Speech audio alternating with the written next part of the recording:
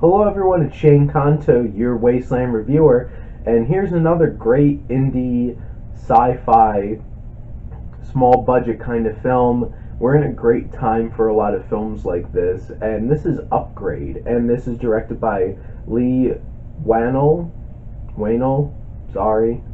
He's been involved in all the Saw movies, did some of the Insidious films, and he creates such an interesting film with this man, played by Logan Marshall Green, whose wife is murdered, his spine is severed, and this guy, who's a rich, isolated kind of like tech guy, gives him this technology called STEM that becomes his new, like, links his spine, becomes his new, like, basically motor functions. It can move his body when he lets it do it, and he goes hunting for revenge. And this is such an interesting, well done, put together film that I absolutely loved. I was really, really engaged from start to finish, and for the most part, and this is something that just, I saw the trailer and I'm like, this looks really interesting. I want to check this out. And it brings together a lot of ideas from different films, but really brings it together in an interesting way, something that's different. And some of the stuff that it does differently, I really enjoy. There's very strong storytelling, how this keeps pulling back the thread, and what you unravel is unexpected and intense and hits you in the gut, honestly. And Stefan Ducio, who's the cinematographer, the action in this is shot so well and it's so great, and how the camera, well, there's a lot of tilts in the camera work, how it's like the character will be doing backflips and the camera keeps going with him, and the camera is steady with the movement of the character, and brings some really unique shots to this film, and how this action's put together. I just was really impressed by the camera work in this film, and people who have watched my reviews before know how much cinematography means to me, and this action was so well put together, and it's just really well done, and it's very clever and funny. This has a lot more humor than I would have expected, and it works so well, and it's physical humor, it's quips, it's just reactionary, and just the interesting ways that our main character reacts to these different situations. And Logan Marshall Green does a great job with his physical acting, with how he reacts to these things, that makes it so much funnier. And it really balances this tense, very dark themes and story with this humor, and it's really well fleshed out and put together, and a cohesive tone to this film.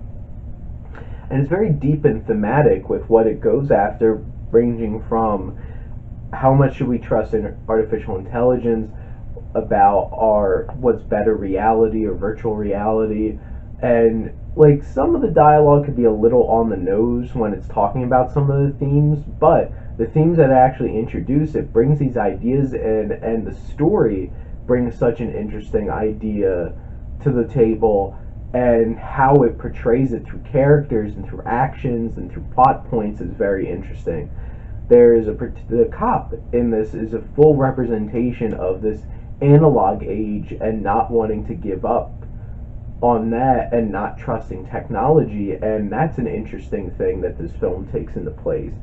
And it's so detailed, from just every little thing, and how little plot threads and little shots throughout the film all come together cohesively, but by the end, and it all makes sense.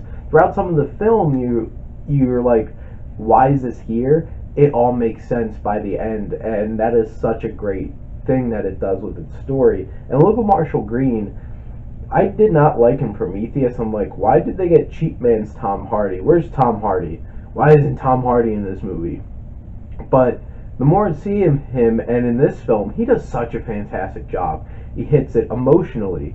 He hits it with his physicality, and his action sequences. His humor, his physical humor, all of it is so great.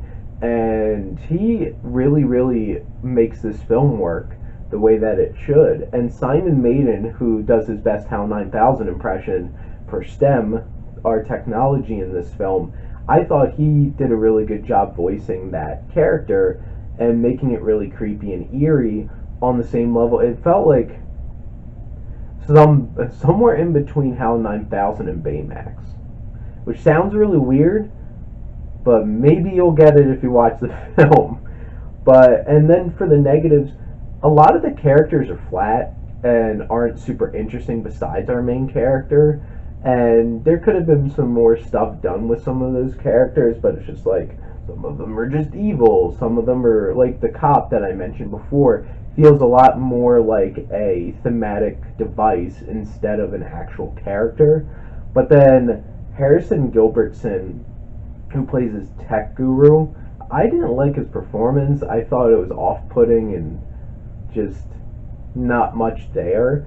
And then Benedict Hardy, who's supposed to be like this big bad of the film, like, I see what they were trying to, like, with the casting, felt a lot more, we're gonna go Kurtwood Smith RoboCop, or Jackie Earle Haley rebooted RoboCop kind of villain, where it's like, he's not big and intimidating, he's a smaller guy who's intense and can really, really hold the screen, but, like, Hardy really doesn't, and, like, the choices that they do with his look is just off-putting and creepy, but not in, I don't think in the way that it was supposed to be, and that was weird for me. And then the first act is a bit slower than the rest, but once the STEM thing happens, it really kicks in the gear into this film, and it's super interesting, and I really, really enjoyed this film. This is one that's, like, it has its flaws and why I'm going to give it the grade that I am going to give it,